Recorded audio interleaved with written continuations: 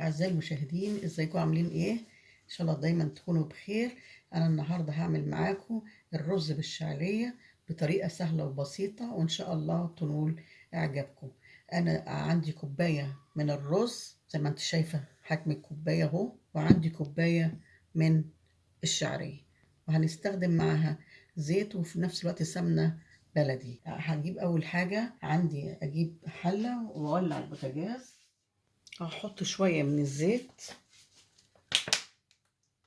معلقة كده، وعليهم حتة صغيرة من السمنة البلدي. لو طبعا عاوزة تعمليه بالسمنة البلدي على طول كله اعمليه، لكن انا بحط ده على ده اهو زي ما انت شايفة كده. هسيب كده الزيت مع السمنة يقدح شوية خفيفة، وهنزل عليها على طول الشعرية، كوباية الشعرية، وهسيبها تحمر لغاية ما تدي لون احمرار خفيف. وبعد كده هننزل الرز، هنعمل تحميصة كده للشعرية مع التقليب كده المستمر. وفي نفس الوقت بحط ورقتين من ورق الغار اهو، 3 ورقات من ورق الغار بحطها مع الشعرية، وهقلب كده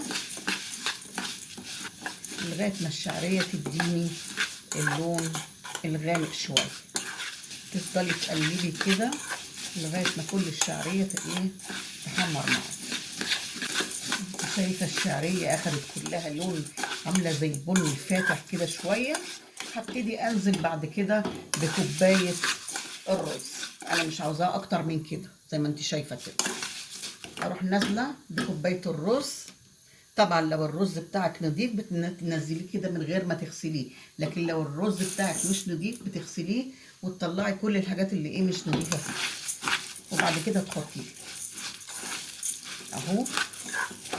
لازم الرز يتجانس مع الشعرية بحيث ان الزيت والسمنة اللي انا حطيتهم البلدي كله تتشبع في الرز والشعرية زي ما انت شايفة كده. بعد كده هحط كوبايتين وربع من المية، حط كوبايتين وربع من المية. عاوز تحطي مية عادية حطي مية عادية، لو عاوزة تحطي مية سخنة حطي مية سخنة، انا بحط مية عادية. ادي كوباية التانية، وادي الربع كوباية. يبقى احنا حطينا على الكوباية الرز وكوباية الشعرية كوبايتين وربع من المية. بعدين هروح احط معلقة الملح اهي كده،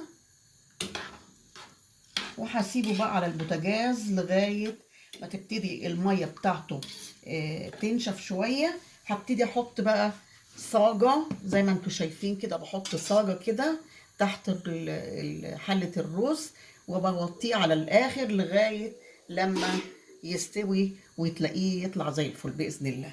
هسيبكم دلوقتي لغاية ما في الاخر اوريكم شكل الرز النهائي بعد ما يستوي. وده شكل الرز بعد ما خلص، مفلفل بالشعرية جميل جدا اديكوا شايفين، مفلفل وحلو. هنشيل بقى ورق الغار اللي هو اصلا ان احنا حطيناه، ده بيدي مجرد ريحة وطعم حلو للرز المفلفل اللي هو بالشعرية.